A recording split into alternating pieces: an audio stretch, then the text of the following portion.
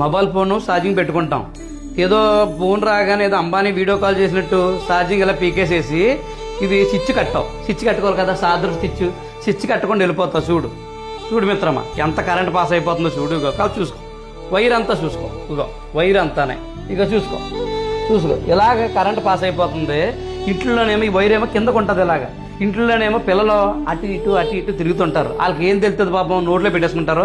అనకూడదు కానీ మిత్రమా, పిల్లలు చనిపోతారు. ఈ స్విచ్ కట్టుబడి నీ బద్ధకం వల్ల పిల్లలు చచ్చిపోతారు. చాలా ప్రమాదం. నోటికి చూసి కరెంట్ ఎలా వచ్చేస్తుందో. ఇప్పుడు ఛార్జింగ్ పెట్టుకున్న తర్వాత స్విచ్ కట్టేసుకోవాలి. కట్టుకోకపోతే కరెంట్ ఎలా పాస్ అవుతుంది, చాలా ప్రమాదం అన్నట్టు. పిల్లలున్న ఇంట్లో మరీ ప్రమాదం.